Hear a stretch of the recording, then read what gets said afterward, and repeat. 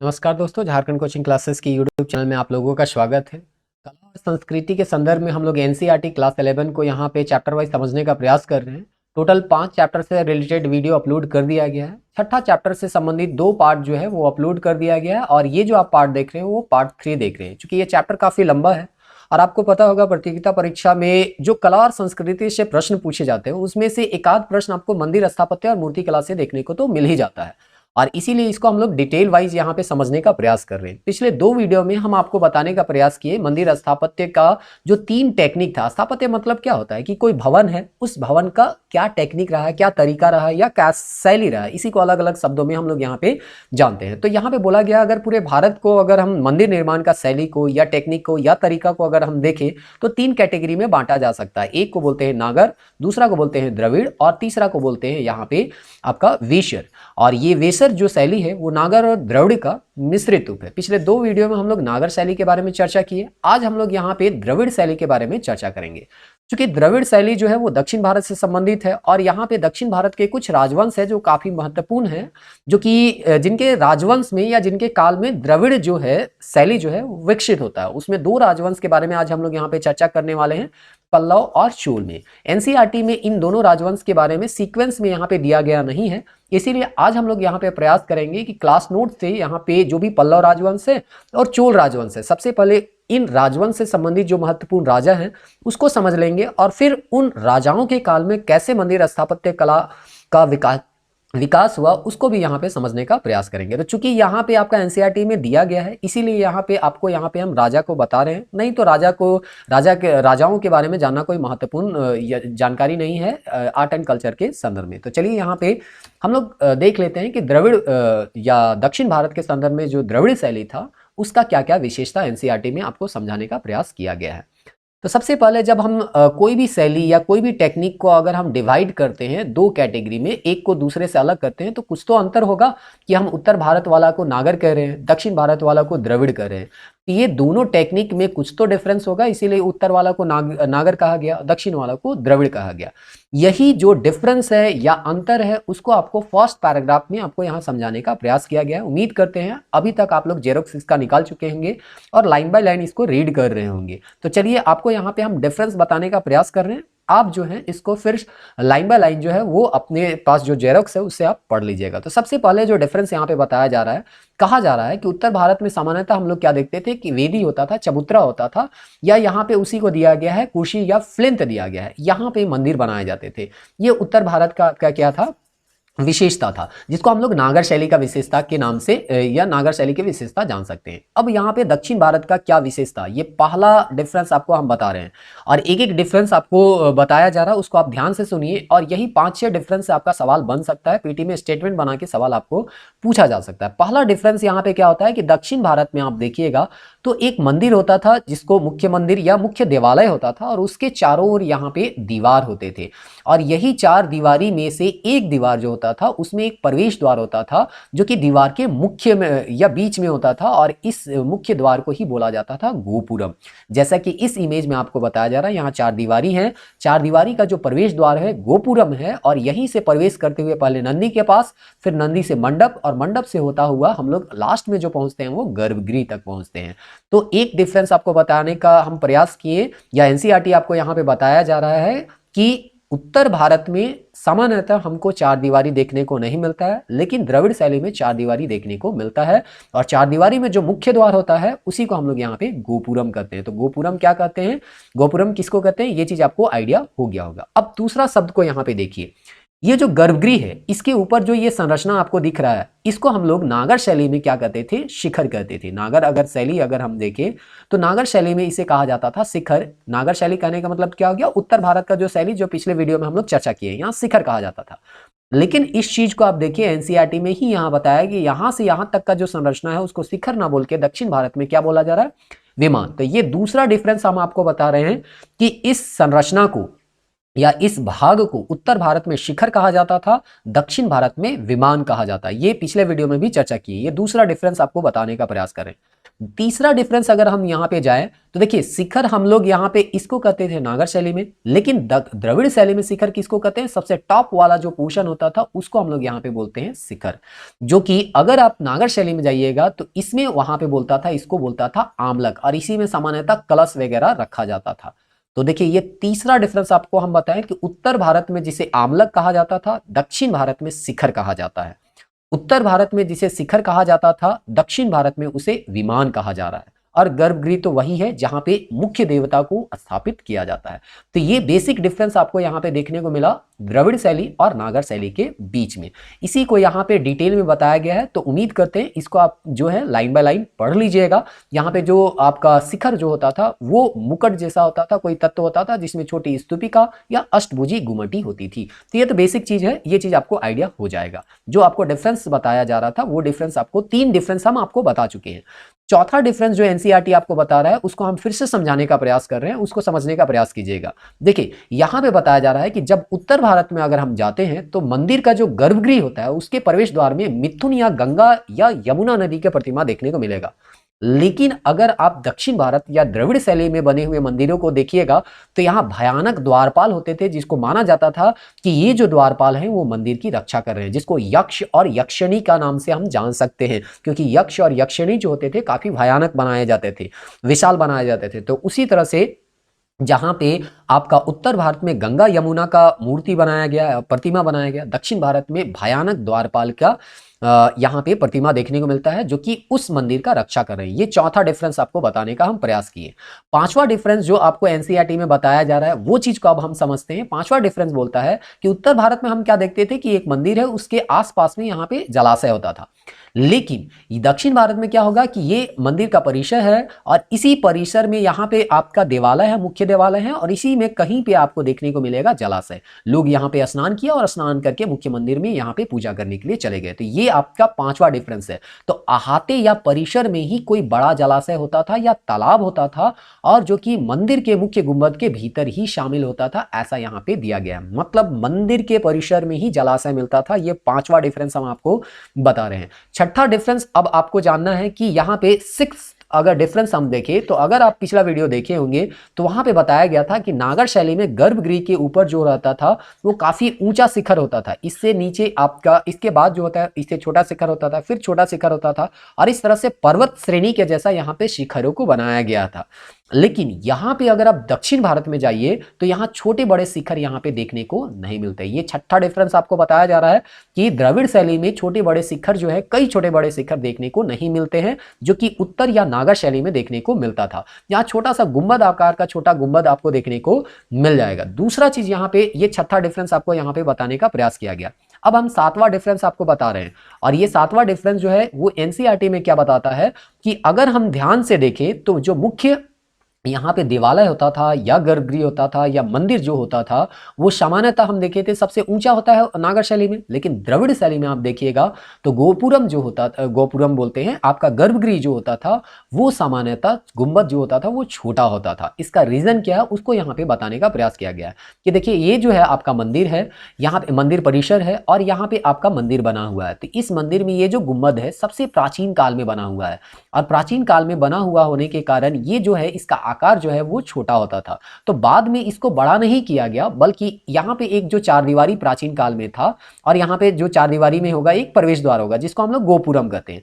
तो जनसंख्या जब बढ़ते गया तो इसके चारों ओर और कई यहाँ पे चारदीवारी बनाए गए और इसको सुरक्षित रखने का प्रयास किया गया, और इस तरह से कई जलाशय वगैरह भी आपको यहाँ पे देखने को मिलेंगे इसी परिसर के आसपास में। तो ये दूसरा यहाँ पे दीवार बनाया गया, और दीवार में फिर से यहाँ पे गोपुरम बनाया गया, यानी प्रवेश द्वार। अब दीवार यहाँ पे बनाइएगा तो एक तो प्रवेश द्वार होगा, तब तो हम वहां पे क्या करेंगे, प्रवेश करेंगे। इसी तरह से एक तीसरा दीवार भी आपका यहाँ पे बनाया गया जो समय के साथ आगे परवर्ती काल में बनाया गया, बाद के काल में, और यहाँ पे भी एक गोपुरम बनाने का प्रयास किया गया या बनाया गया। और इस तरह से आपको क्या देखने को मिलता है कि जो मूल मंदिर है या देवालय है वो सबसे छोटा है और सबसे अंदर यहाँ पे स्थित है। जैसे जैसे हम यहाँ पे बाहर की ओर निकलते हैं वैसे वैसे समय जो है बीतता जाता है और ये जो सबसे अंतिम वाला जो आपको दीवार दिख रहा है वो सबसे नवीनतम है। इसीलिए कहा गया है यहाँ जो आयताकार यहाँ पे दीवार बने हैं वो सम केंद्रित आयताकार अहाते हैं। अहाते किसको बोला जा रहा है? तो चार दीवारी को बोला जा रहा है। तो इसके बारे में आपको यहाँ पे दिया गया है और इसका एक उदाहरण जो है त्रिची जो कि तमिलनाडु में है, वहां पे श्रीरंगम मंदिर है, वहां पे आपको देखने को मिल जाएगा। तो ये आपको सातवां डिफरेंस यहाँ पे एनसीईआरटी में बताया गया है। और इस तरह के द्रविड़ काल के या द्रविड़ शैली के मंदिर आपको कहाँ मिलेंगे? तो तमिलनाडु के कांचीपुरम में, तंजौर में, मदुरै में और कुंभकोणम में। ये चीज तो शॉर्टकट में आपको बताया गया है। अब हम लोग नोट्स में यहाँ पे देखेंगे कि पल्लव काल में जो कांचीपुरम में कौन सा मंदिर मिला है, तंजौर में कौन सा मंदिर मिला है या किसके द्वारा बनाया गया, मदुरै में और कुंभकोणम में कौन सा मंदिर मिला है। लेकिन इससे पहले एक छोटा सा मंदिर है उसके बारे में यहाँ पे आपको बताया गया है, मंदिर के बारे में, उसको भी हम लोग यहाँ पे जान लेते हैं। तो यहाँ सबसे पहले तो मंदिर के बारे में बताया जो कि आपको वीडियो में बताया कि शुरुआत में मंदिर जो है वो पूजा पाठ का एक स्थान होता था, लेकिन आगे चलते चलते 8वीं और 12वीं शताब्दी में आइएगा तो मंदिर जो है वो प्रशासन एडमिनिस्ट्रेशन का एक जगह हो गया, सेंटर हो गया। जैसे होता है ना कि राज्य का जो प्रशासन का केंद्र होता है वो राजधानी होता है, उसी तरह से देश का राजधानी होता है। तो उसी तरह से कोई एक शहर है तो उस शहर का कोई एक मंदिर होगा जो कि प्रशासन का केंद्र बिंदु बन गया होगा और इस मंदिर के अधीन काफी बेशुमार जमीन भी यहाँ पे देखने को मिलते हैं। तो इसीलिए हम आपको बताया था कि मंदिर का काम केवल पूजा पाठ से संबंधित नहीं था, बल्कि आगे आते आते 8वीं 12वीं शताब्दी में ये प्रशासन से भी जुड़ गए थे। तो इस तरह से ये मंदिर के बारे में आपको बताया गया है एनसीईआरटी में। आगे अगर हम देखें तो यहाँ पे आपको द्रविड़ शैली का जब विशेषता बता दिया तो अब द्रविड़ शैली के साथ साथ हम देखते हैं कि क्या द्रविड़ शैली में जितने भी मंदिर बने हुए हैं सब एक ही प्रकार के हैं या कुछ उसमें डिफरेंस देखने को मिलता है। तो यहाँ पे बताया गया है कि डिफरेंस हमको मिलता है और इसी डिफरेंस के आधार पर द्रविड़ शैली को 5 उप शैली में बांटा गया है। और इस 5 उप शैली में अगर देखा जाए तो इसका नाम दिया है वर्गाकार बनाया गया है, आयताकार दिया गया है, अंडाकार दिया गया है, यानी कि उनका जो मंदिर का निर्माण होगा उसी के आधार पे या आकृति जो होगा उसी के आधार पे इसको 5 कैटेगरी में बांटा गया है। अगला देखिए तो वृत्ताकार है और लास्ट जो है वो अष्टास्त्र करके यहाँ पे दिया गया है। तो 5 प्रकार की उप शैली जो है या उप श्रेणी जो है वो द्रविड़ मंदिरों में देखने को मिलती है, जो कि यहाँ पे आपको बताया गया है। जैसा आकार होगा उसी तरह से यहाँ पे उसका जो है शैली है उसको यहाँ पे बांटा गया है। एक वर्ड यहाँ पे हमको देखने को मिलता है नासी। नासी क्या होता था? यहाँ पे आपका गज पृष्ठीय जो कि वृत्ताकार टाइप से होता था, इस तरह से यहाँ पे होता था। गज पृष्ठीय जो चैत्य होता था उसको सट्टाकार रूप पर आधारित होती थी और जिसके प्रवेश द्वार घोड़े की नाल के आकार पे होते थे। मतलब इस तरह से यहाँ पे आपका प्रवेश द्वार होता था और इसी को यहाँ पे बोलता था नासी। तो नासी क्या है? एक गोपुरम का ही रूप है जो कि वृत्त या गोलाकार या अष्टास्त्र अष्टभुजाकार रूप में बना हुआ है। तो ये जो नासी हो गया, गोपुरम हो गया, आपका गर्भगृह हो गया, मंडप हो गया, विमान हो गया, शिखर हो गया, ये क्या क्या चीज है इसको आपको जानना था, जो कि यहाँ पे आपको बताने का प्रयास किया गया है। अब यहाँ पे अगला पैराग्राफ में जो आपको बताने का प्रयास किया गया है कि द्रविड़ शैली में जो राजवंश है या सबसे महत्वपूर्ण राजवंश जो है वो महत्वपूर्ण है पल्लव राजवंश। पल्लव राजवंश में काफी महत्वपूर्ण राजा हुए जो कि द्रविड़ शैली में मंदिरों का रचना करवाएंगे। इस पल्लव राजवंश के बारे में अभी हम लोग ऐतिहासिक एक एक करके हम लोग यहाँ पे सीक्वेंस वाइज देखेंगे, लेकिन थोड़ा सा देख लीजिए। यहाँ पे बताया गया 2री शताब्दी में ये क्या करते हैं, सक्रिय रहते हैं आंध्र क्षेत्र में, लेकिन जब समय बीतता जाएगा तो 6ठी से 8वीं शताब्दी तक आते आते इनका साम्राज्य काफी फैल जाएगा और ये कभी कभी उड़ीसा तक फैल गए थे। और उड़ीसा जो है नागर शैली का केंद्र रहा है, ऐसा हम लोग देखें। कोणार्क मंदिर वगैरह सब हम लोग जो देखे हैं तो वो नागर शैली का ही उप शैली था। तो एक तरह से कहिए वहां नागर शैली तक इनका फैलाव देखने को मिलता है। तो इस तरह से पल्लव राजवंश के बारे में बताया कि शुरुआत इसका 2री शताब्दी से हुआ था और धीरे धीरे ये जो है अपना जो पावर, एक तरह से कहिए सबसे ज्यादा पावरफुल जो होते हैं वो 6ठी से 8वीं शताब्दी के बीच में ही होते हैं। यहाँ पे आगे बताया गया है कि पल्लव राजा जो है वो अधिकतर शैव मत को मानने वाले थे, इसलिए यहाँ पे जो भी मंदिर मिलेगा अधिकतर शैव से संबंधित होगा। लेकिन केवल शैव ही नहीं बल्कि विष्णु के भी मंदिर मिलेंगे, जो कि अभी नेक्स्ट पैराग्राफ में आपको एक एग्जांपल भी देखने को मिल जाएगा। बुद्ध का भी यहाँ पे कुछ प्रभाव है, तो वो बौद्ध से संबंधित भी भवन स्ट्रक्चर जो है वो आपको यहाँ पे देखने को मिलेगा, लेकिन यहाँ पे एनसीईआरटी में उसका चर्चा नहीं किया गया है। तो जो आरंभिक पल्लव काल के भवन है वो शैलकृत मिलेंगे, यानी एक चट्टान होगा और इस चट्टान को काट कर यहाँ पे आपका बनाया गया। जैसे मामल्लपुरम के बारे में जो कि क्वेश्चन पूछा गया था उसमें आप देखिए चट्टान को काट के बनाया गया वो स्ट्रक्चर है। तो इस तरह से जो भी शुरुआत समय में हम हमको पल्लव काल के मूर्ति मिलेंगे या मंदिर मिलेंगे वो शैलकृत है, यानी चट्टानों को काट के बनाया गया। बाद में जैसे जैसे समय बनेगा तो बीतेगा तो संरचनात्मक यहाँ पे भवन मिलेंगे, जो कि रूढ़ा पत्थर जैसे ईंट पत्थर से अभी हम बनाते हैं ना, संरचनात्मक है, जोड़ जाड़ के यहाँ पे उसको बनाया जाएगा। तो इस तरह से यहाँ पे आपका शैलकृत भवन प्रारंभ में मिला। बाद में जैसे जैसे समय बीतता गया संरचनात्मक भवन जो है वो आपको देखने को मिलेंगे। अब इसका एक एग्जाम्पल दिया जा रहा है कि आरंभिक भवन जो है हमको किसके काल में मिलता है, तो महेंद्र वर्मन में। यही चीज बताने का प्रयास कर रहे थे। यहाँ बीच में एक राजा का नाम दे दिया गया है, ये समझने में थोड़ा सा दिक्कत होगा अगर आप इसका राजनीतिक इतिहास नहीं जान रहे हैं, लेकिन फिर भी एक नाम याद कर लीजिए कि महेंद्र वर्मन था, जो कि कर्नाटक के चालुक्य राजा पुलकेशिन द्वितीय के समकालीन था और इससे हारा भी था। तो इससे जब लड़ाई होगा ये हार भी जाता है, और प्रथम जो आपको आरंभिक भवन यानी कि ये इस तरह के चट्टान काट के बनाए गए, जो शैलकृत चट्टान काट कर बनाए गए मंदिर था या एक तरह से मूर्ति था, वो जो मिलता है महेंद्र वर्मन के समय का मिलता है।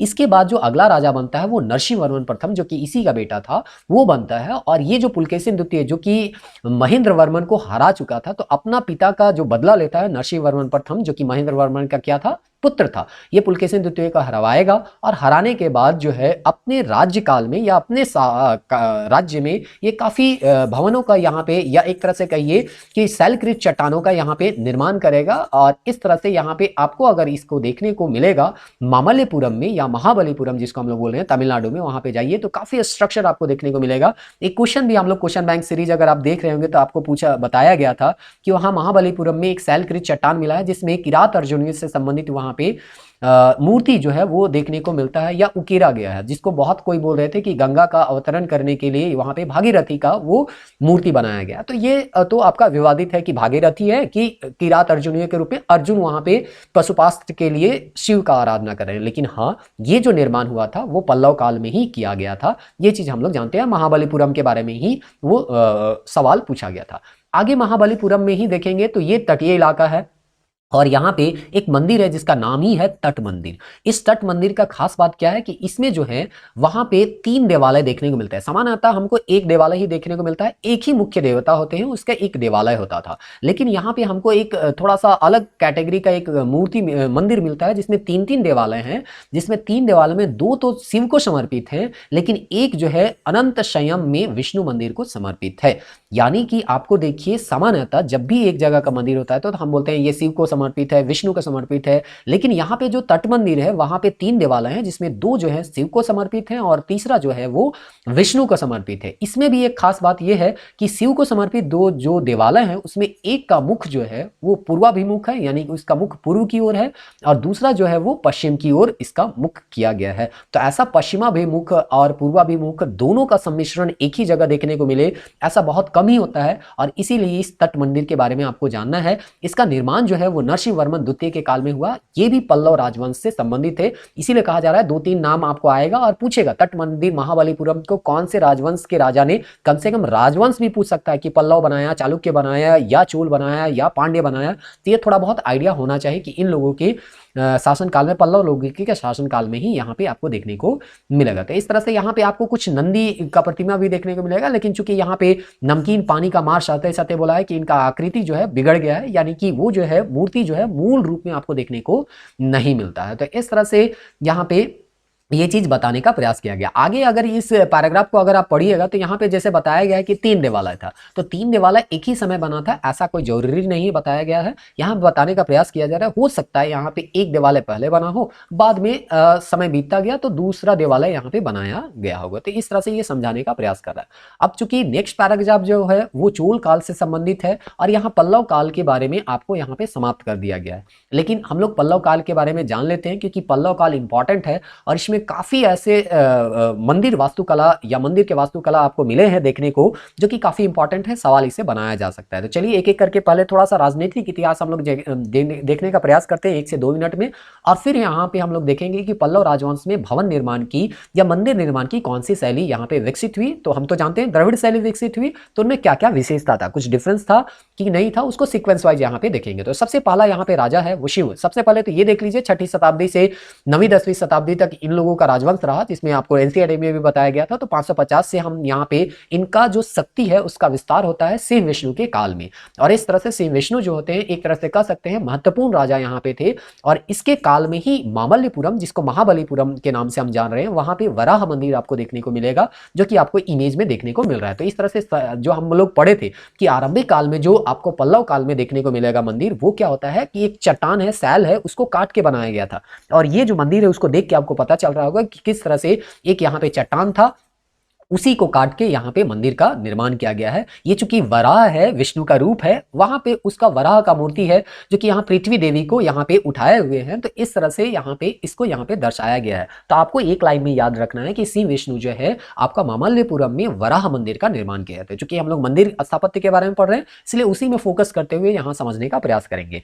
यही चीज को दिया गया है कि सिंह विष्णु के दरबार में ही एक कवि थे जिसका नाम था भारवी, और इन्हीं का एक ग्रंथ लिखा हुआ था महाकाव्य किरात अर्जुनीय। और इसी में आपको सवाल पूछा गया था, यूपीएससी के पीटी में पूछा गया था कि किरात अर्जुनीय से संबंधित जो यहाँ पे महाबलीपुरम में एक चट्टान काट के मिला है वो किससे संबंधित है? तो किरात अर्जुनीय से ही संबंधित था।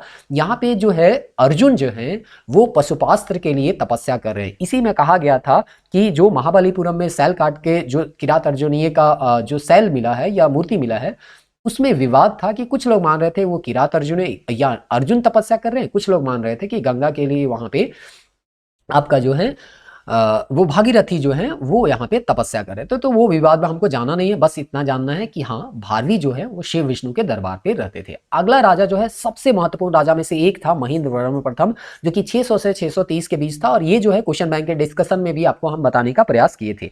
इसके काल में यहाँ पे देखिएगा कांची विश्वविद्यालय स्थापना किया जाता है, और यहाँ बौद्ध है, जैन है, चित्रकला है, संगीत है, नृत्य है, सभी से संबंधित यहाँ पे ज्ञान दिया जाता था। कांची विश्वविद्यालय में वेद है, मतलब सभी धर्मों का समावेश देखने को मिलता है। कहा जाता है शुरुआत में ये जो है वो आपका जैन धर्म को मानते थे, लेकिन बाद में ये शैव मत के हो गए। और इसका एक रचना भी है जो कि काफी इंपॉर्टेंट है, मत विलास प्रहसन, और ये जो है संस्कृत में एक नाटक है। तो ये सब भी आपको ध्यान में रखना है क्योंकि सवाल जो है यहां से भी पूछा जाता है। अब इस तरह से यहाँ पे एक अगला राजा है जिसके बारे में यहाँ पे चर्चा किया गया था, नरसिंह वर्मन प्रथम। तो नरसिंह वर्मन प्रथम के बारे में बताया गया है कि इसका नाम जो था मामल्य के नाम से, और इसी के नाम से महाबलीपुरम को यहाँ पे मामल्यपुरम के नाम से भी जानते हैं, जो कि यहाँ पे आपको देखिए यहाँ पे एनसीईआरटी में बताया गया है। तो वो सीक्वेंस में यहाँ पे नहीं बताया, जो इसको इंपॉर्टेंट था, जो बताना था वही डायरेक्ट यहाँ पे बताया गया। तो महाबलीपुरम या मामल्यपुरम जो था वो किसके नाम से था? तो नरसिंह वर्मन प्रथम के नाम से ही यहाँ पे था।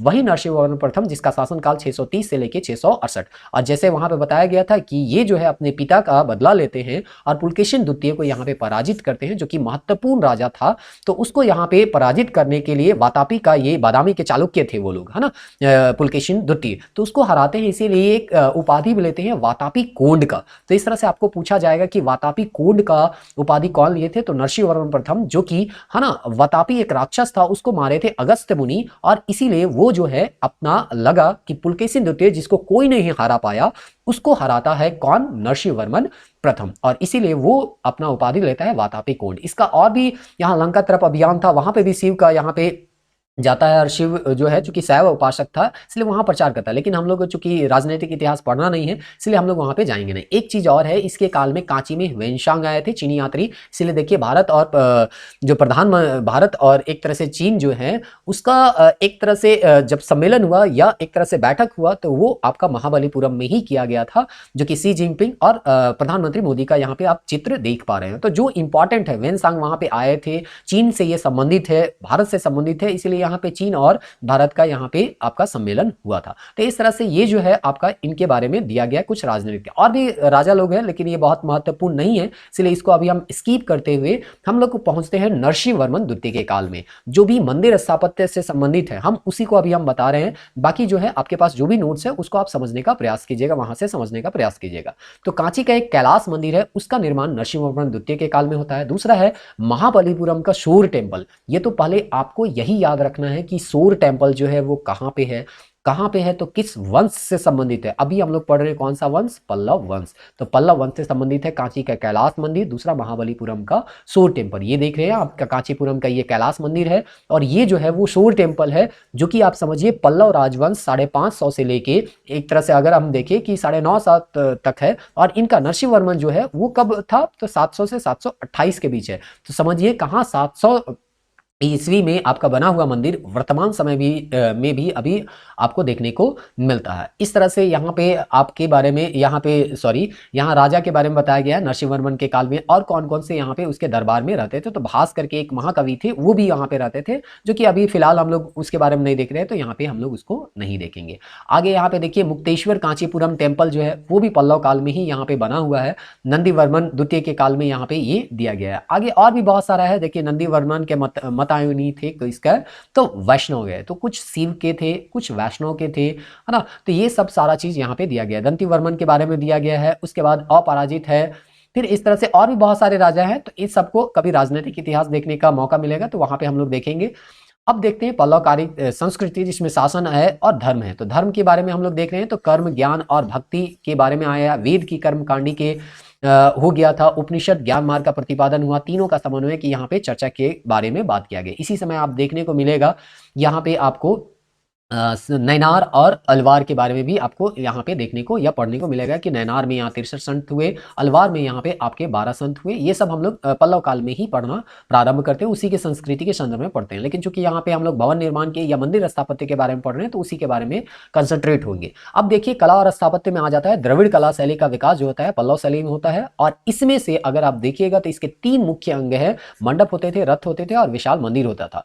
अब इन राजाओं के काल में, चूंकि ये एक लंबा शासन काल था, इसीलिए अलग अलग समय में अलग अलग थोड़ा सा कैटेगरी आपको देखने को मिलेगा, टेक्निक बदलते जाएगा, इसीलिए इसको 4 कैटेगरी में बांटा गया है: महेंद्र शैली, मामल्य शैली, राजसी शैली और नंदी वर्मन शैली।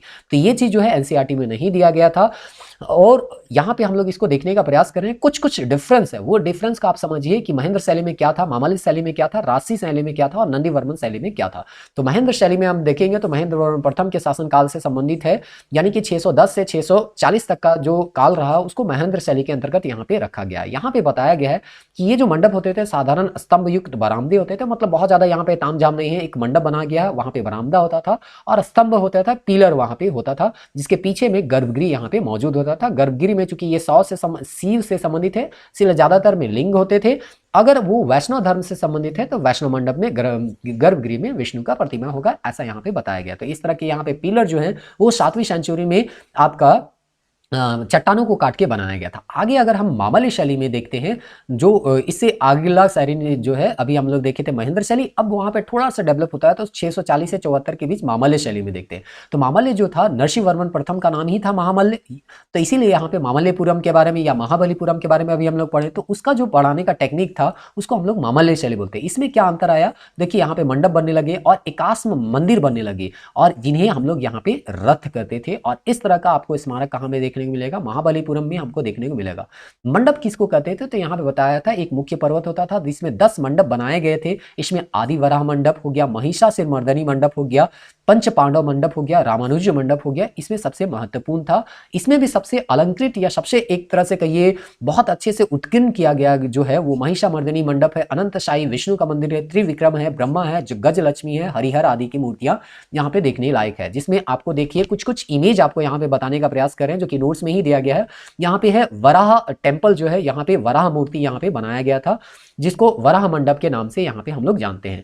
तो इस तरह से वराह मंडप देखने को मिला है। वराह यहाँ पे देखिए कि देवी पृथ्वी को यहाँ पे उठाए हुए आपको यहाँ पे दिख रहा होगा। फिर यहाँ पे त्रिविक्रम जो है उससे संबंधित यहाँ पे है। फिर ये गजलक्ष्मी का यहाँ पे पैनल दिख रहा है, तो देख रहे हैं ना कि कैसे यहाँ पे चट्टान को काट कर यहाँ पे इस तरह की उस समय मूर्तियां बनाई जाती थी। ये है दुर्गा पैनल, माँ दुर्गा का यहाँ पे मूर्ति को उकेरा गया। उसके बाद यहाँ महिषासुर मर्दनी का ये कैब है, तो यहाँ पे देख रहे हैं कैसे पिलर है जो कि चट्टान काट के बनाया गया है, और इसके अंदर जो है वो आपका मूर्ति बनाया गया। उसी तरह से यहाँ पे आप देखिए जो है यहाँ पे दुर्गा महिषासुर मर्दनी करके यहाँ पे दिया गया है कि महिषासुर को मारते हुए यहाँ पे दुर्गा माता को दिखाया गया। फिर है अनंतशाही विष्णु को यहाँ पे दिखाया गया कि कैसे ये लेटे हुए हैं विष्णु, और इस तरह से यहाँ पे अनंतशाही विष्णु, तो इस तरह से ये केव के बारे में दिखाया गया है। फिर है पंच पांडव मंडप जो है वो महाबलीपुरम में है, ये भी पल्लव राजवंश से ही संबंधित है। इन सब छोटे छोटे बातों को आपको ध्यान में रखना है, क्योंकि इन सबसे सवाल आपको पूछ सकता है कि महाबलीपुरम में पंच पांडव जो मंडप था वो किनके काल में आपका बना हुआ है। ये सब सारा चीज देखिए यहाँ पे जो है पंच पांडव मंडप कृष्ण द्वारा गोवर्धन पर्वत को धारण किए जाने का अत्यंत सुंदर है। तो गोवर्धन पर्वत को धारण के इस तरह से पूछता है ना कि कैलाश को हिलाते हुए, कैलाश पर्वत को हिलाते हुए रावण को कहाँ दर्शाया गया है, उसी तरह से यहाँ पे बताया गया है कि गोवर्धन पर्वत को उठाते हुए कृष्ण को यहाँ पे दर्शाया गया है। एकाश मंदिर या रथ मंदिर जो होते थे महाबलीपुरम में काफी देखने को मिले हैं, जिसमें आप देखिए कि गणेश रथ करके यहाँ पे देखिए एक चट्टान है, उसी चट्टान को काट के यहाँ पे बनाया गया है, इसीलिए बोला गया है एकाश मंदिर, मतलब एक ही चट्टान था उसको काट के ये बनाया गया मंदिर है। इसकी निर्माण की परंपरा कहाँ पे देखने को मिलता है, नरसिंह वर्मन के समय में ही ये प्रारंभ हो गया था। और इस तरह से प्रमुख रथ आपको देखने को मिलेगा, द्रौपदी रथ, नकुल सहदेव रथ, अर्जुन रथ, भीम रथ, धर्मराज रथ, गणेश रथ, पिडार रथ और विलय कटे रथ यहाँ पे देखने को मिलेगा। 5 दक्षिण में और अंतिम 3 जो है वो उत्तर और उत्तर पश्चिम में स्थित है, ऐसा करके यहाँ पे बताया गया है। साथ ही साथ ये बताया गया कि द्रौपदी का जो रथ है इन सब रथों में वो सबसे छोटा है। और इस तरह से यहाँ पे आप देख रहे हैं धर्मराज का या नकुल सहदेव का यहाँ पे रथ है। यहाँ पे तो एक ही फोटो में आपका सभी रथ है, तो यहाँ अलग अलग करके भी हम दिखाया। देखिए नकुल सहदेव का ये रथ आपको इस तरह से चट्टान काट के बनाया हुआ है। फिर ये अर्जुना रथ जो है, अर्जुन का रथ यहाँ पे बनाया गया है, ये भी एक ही चट्टान को काट के बनाया गया। धर्मराज का रथ है, फिर है आपका भीम रथ यहाँ पे है, और उसके बाद यहाँ पे है आपका द्रौपदी रथ जो है वो सबसे छोटा, इन रथों में सबसे छोटा है। तो इस तरह से ये पल्लव राजवंश के बारे में दिया गया है। आगे हम देखते हैं तो अगला शैली जो मिलता है वो राजसी शैली है, जो कि नरसिंह वर्मन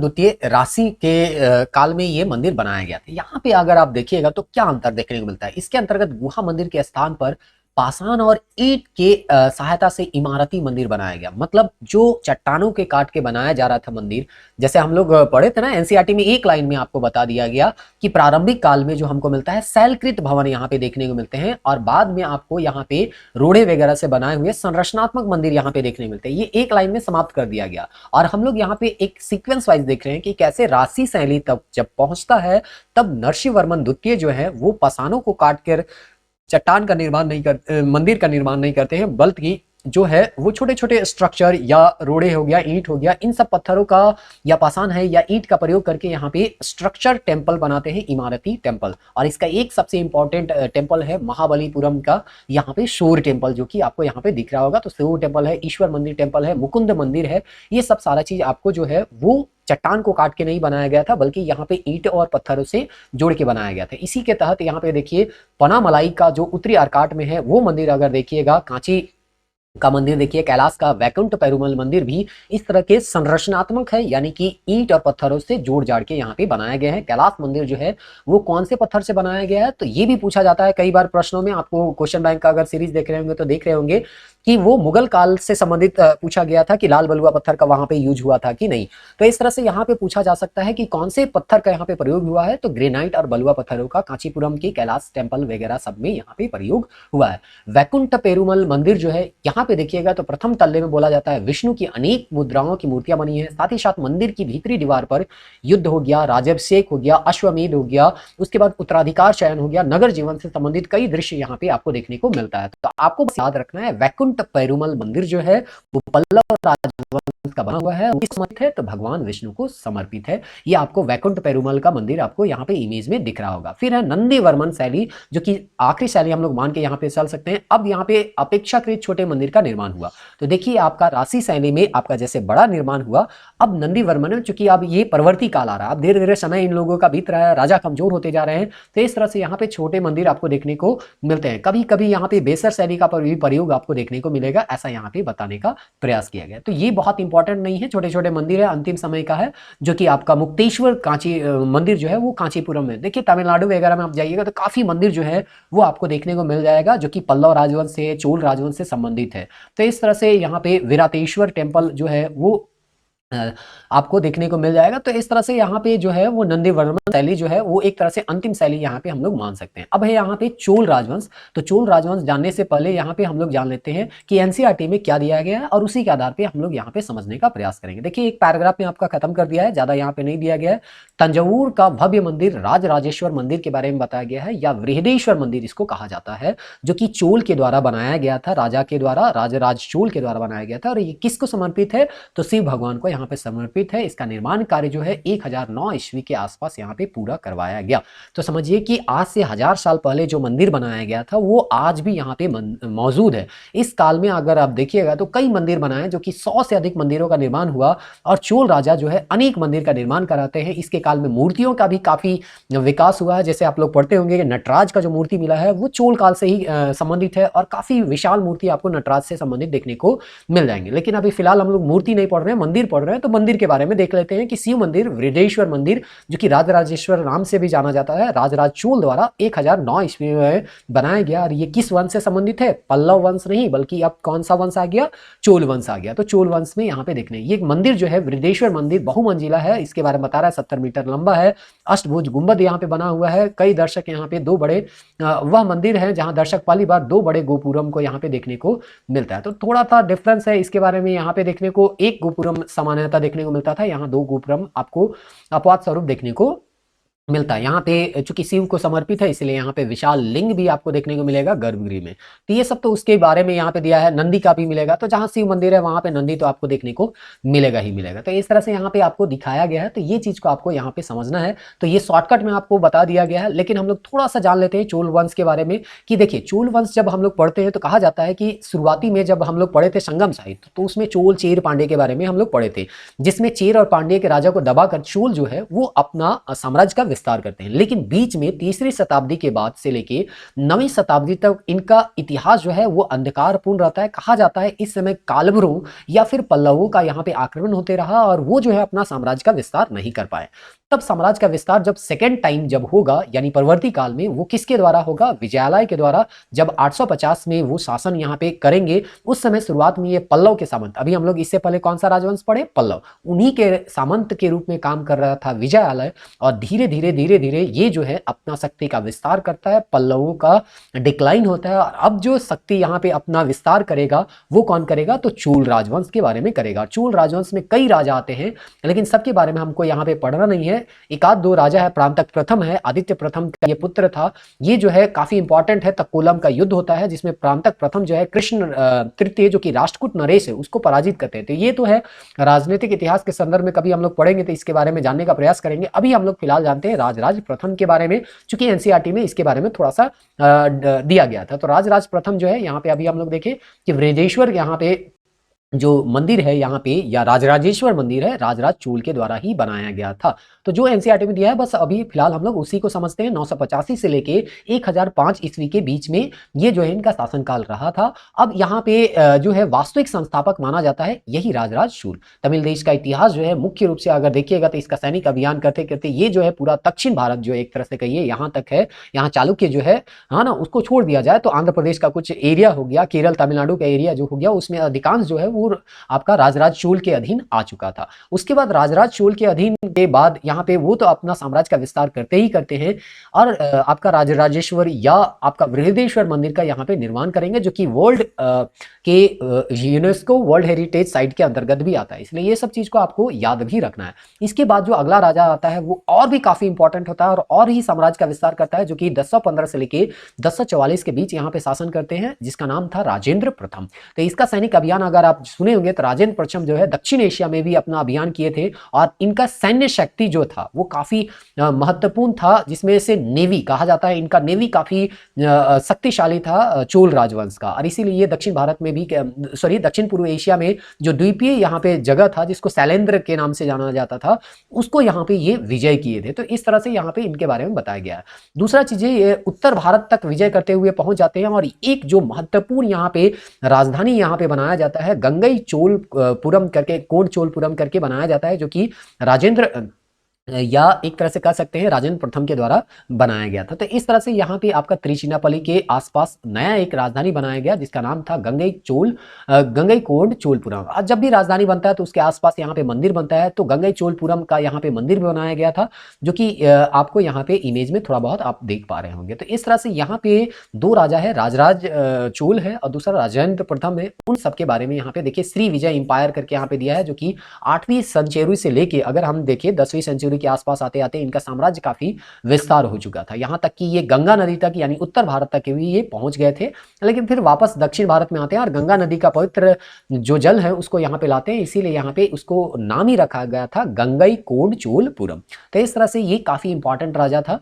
आप आगे अगर हम देखें तो और भी बहुत सारा राजा लोग आया, राजेंद्र द्वितीय आया, राजा राजधिराज प्रथम आया, तो इनके बारे में फिलहाल अभी हम लोग नहीं पढ़ेंगे। इसके जो है वो कला के संदर्भ में हम लोग जानने का प्रयास करते हैं कि स्थापत्य कला यानी कि आपका मंदिर कला के बारे में क्या डेवलपमेंट हुआ है चोल के काल में। तो चोल का शासन तो आप लोग जान ही रहे होंगे कि स्थानीय शासन काफी महत्वपूर्ण था और इंपॉर्टेंट है। हर एग्जाम में आपको देखिए अगर चोल काल से प्रश्न आपको पूछा जाता है तो एक आध दो प्रश्न आपको स्थानीय शासन से आपको पूछा ही जाएगा। और इसे आपको क्वेश्चन बैंक देख रहे होंगे तो इसके बारे में आपको पूछा भी गया था कोटम के बारे में। तो इस तरह से कोटम हो गया, नाडु हो गया, ये सब काफी इंपॉर्टेंट है जो कि डिस्ट्रिक्ट के लेवल पे यहाँ पे आता है। यहाँ पे आपको अगर आप देख रहे होंगे तो यहाँ पे कुर्रम के बारे में थोड़ा सा पूछा गया था। तो ठीक है, ये सब क्वेश्चन बैंक पे हम लोग डिस्कस कर चुके हैं, तो अभी फिलहाल इसमें नहीं जाते हैं। अभी हम लोग मंदिर से संबंधित जो है थोड़ा बहुत अगर यहाँ पे दिया है तो उसको हम लोग समझने का प्रयास करते हैं। इस तरह से नाथ मुनि के बारे में भी यहाँ पे देखिए आपका सवाल पूछा जा चुका है। तो नाथ मुनि जो थे पहले वैष्णव आचार्य थे, वो जो है हम लोग चोल काल के अंतर्गत ही पढ़ते हैं। उसके बाद रामानुजाचार्य जो है उनके बारे में भी सवाल कई बार पूछा जा चुका है, ये भी चोल काल से ही संबंधित है। अब यहाँ पे कला और स्थापत्य में हम लोग देखते हैं तो सबसे पहले यहाँ स्थापत्य कला के बारे में ही देखते हैं। तो चलिए यहाँ स्थापत्य कला के बारे में देखते हैं। तो बोला जाता है चूंकि ये पल्लव काल में थे, पल्लव काल के सामंत थे, जैसा कि आपको यहाँ पे बताया गया विजयालय जो थे वो पल्लव काल के सामंत थे, तो पल्लव प्रभाव तो देखने को मिलेगा। तो इसीलिए बोलता है द्रविड़ वास्तुशाला में जो कि प्रारंभ में पल्लव काल में यहाँ पे उत्कर्ष हुआ, चोल काल में अपने चरमोत्कर्ष रूप में आपका अथी आता है, मतलब चरम स्थिति में पहुंच जाता है। जितना डेवलप करना था वो चोल काल में ही ये डेवलप कर जाते थे। इस तरह से यहाँ पे चोल काल के बारे में आपको यहाँ पे देखने को मिल रहा है कि सबसे ज्यादा डेवलपमेंट मंदिर से संबंधित जो हम लोग को देखने को मिला वो चोल काल से संबंधित था। आगे यहाँ पे दिखा है कि यहाँ पे जो मंदिर बने थे वहां पे काफी महत्वपूर्ण जो मंदिर थे उसमें कुछ कुछ मंदिर दिया गया है। जो कि पहला मंदिर है चोलेश्वर मंदिर, जो कि विजयालय के द्वारा निर्मित किया गया था। विजयालय कौन थे? सबसे महत्वपूर्ण या पहला राजा मान सकते हैं, जो कि 850 या 875 के शासनकाल में ये इनका आपका शासन रहता है। तो शुरुआती राजा थे विजयालय और जो कि चोलेश्वर मंदिर यहाँ पे बनाए थे। अब शुरुआती राजा है तो यहाँ पे पल्लव काल का यहाँ पे आपको कुछ ना कुछ प्रभाव देखने को मिलेगा। तो इस तरह से ये जो मंदिर आपको देखने को मिलेगा काफी विशाल नहीं है, छोटा सा मंदिर है। इसमें आपको 7 जो है छोटे देवस्थान और भी मिल जाएंगे। तो ये जो है आपका शुरुआती मंदिर आपको देखने को मिला। आदित्य प्रथम जो है उसके काल में बाल सुब्रमण्यम का मंदिर, नागेश्वर का मंदिर यहाँ पे आपको देखने को मिलता है। तो इस तरह से ये जो है आपका नागेश्वरम टेम्पल जो है वो आपको यहाँ पे देखने को मिल रहा है। इसी में मूर्ति यहाँ पे नागेश्वर टेम्पल में यहाँ पे जो आदित्य चोल का यहाँ के द्वारा यहाँ पे मूर्ति को यहाँ पे उकेरा गया है। तो इस तरह से ये नागेश्वर टेम्पल के बारे में दिया गया। आगे हम लोग देखते हैं तो सुंदरेश्वर टेम्पल जो है वो आपको यहाँ पे देखने को मिल रहा है। तो ये सब जो है चोल काल में ही आपका बनाया गया है। फिर आगे हम देखते हैं तो प्रांतक प्रथम जो कि चोल राजा ही था, कोरांगनाथ मंदिर का यहाँ पे क्या किए, निर्माण किए। अगर आगे हम लोग चले तो यहाँ पे त्रिचनापल्ली में जो सबसे इंपॉर्टेंट राजा के बारे में अभी हम लोग पढ़ रहे थे, राजराज प्रथम के बारे में। और राजराज प्रथम जो है चोलेश्वर मंदिर, राजराजेश्वर मंदिर या बृहदेश्वर मंदिर का निर्माण किए थे, जो कि कहाँ है, तंजौर में, तमिलनाडु में यहाँ पे देखने को मिलेगा। इसका निर्माण जो है वो ग्रेनाइट के पत्थरों से किया गया था और ये 200 फीट लगभग ऊंचा यहाँ पे विमान बना हुआ। विमान किसको करें, ये जो हिस्सा है उसी को हम लोग विमान करें, जिसको उत्तर भारत में हम लोग क्या बोलते थे, शिखर बोलते थे। यहाँ 13 मंजिला वाला पिरामिड आपको देखने को मिलेगा। शिखर लगभग 190 फीट है और ये जो है आपका यूनेस्को के वर्ल्ड हेरिटेज साइट से सुरक्षित यहाँ पे किया गया है। आगे है राजेंद्र चोल जो कि गंगईकोंडचोलपुरम का यहाँ पे निर्माण किए थे और ये जो है आपको तंजौर मंदिर के समान ही आपको देखने को मिलता है। इसका ऊंचाई जो दिया है 340 फीट है, 110 फीट ये चौड़ा है। तो इस तरह से यहाँ पे आपको देखने को ये मिल रहा है। राजराज द्वितीय में अगर हम देखें तो इनके समय में काफी महत्वपूर्ण जो है द्वार समुद्र जो है वो तंजौर डिस्ट्रिक्ट में ही यहाँ पे मिलेगा। एरातेश्वर का ये मंदिर है, तो आपको याद रहना चाहिए एरातेश्वर का मंदिर राजराज द्वितीय के द्वारा बनाया गया, चोल राजवंश से ये संबंधित है, तमिलनाडु में ये मिलता है। तो ये सब सारा चीज आपको जो है धीरे धीरे याद करना होगा, जो कि एनसीईआरटी में नहीं दिया है लेकिन फिर भी यहाँ से सवाल पूछे जाते हैं। आपको देखिए ये चट्टान काट के कैसे यहाँ पे बनाए गए थे, कुछ यहाँ पे ग्रेनाइट के पत्थर से बनाए गए थे। तो ये सब सारा चीज आपको देखने को मिलता है। तो इस तरह से पिरामिड स्ट्रक्चर का एरातेश्वर का ये टेम्पल आपको यहाँ पे देखने को मिल रहा है। आगे देखते हैं तो कोलोतुंग तृतीय है, जो कि यहाँ पे बोला है त्रिभुवन का कंपहेश्वर मंदिर का ये नाम से ये एक मंदिर का निर्माण करवाते हैं, जिसका नाम था त्रिभुवनेश्वर मंदिर के नाम से भी इसको जाना जाता है। तो ये कोलोतुंग जो है ये भी चोल राजा से ही है। तो सभी राजाओं के बारे में तो हम लोग नहीं देखे, राजराज के बारे में देखे और राजेंद्र प्रथम के बारे में देखे। तो इस तरह से यहाँ पे मंदिर के बारे में दिया गया है। इनके काल में काफी मूर्ति कला भी है, वो भी डेवलप होता है, लेकिन चूंकि मूर्ति कला के बारे में हम लोग नहीं पढ़ते हैं, जैसे कि आपको यहाँ पे पता होगा कि नटराज का मूर्ति यहाँ पे आपको देखने को मिलेगा, तो एनसीईआरटी में ही है। नेक्स्ट चैप्टर में हम लोग पढ़ेंगे 7वां चैप्टर में, तो उस समय हम लोग यहाँ पे देख लेंगे। तो इस तरह से हम लोग चोल काल के बारे में यहाँ पे देखिए। ये वीडियो थोड़ा सा लंबा हो गया, तो अभी तक आप लोग देख रहे हैं, तो उम्मीद करते हैं आप लोगों को इससे जरूर कुछ ना कुछ फायदा हो रहा होगा। मिलते हैं नेक्स्ट वीडियो में, तब तक के लिए जय हिंद।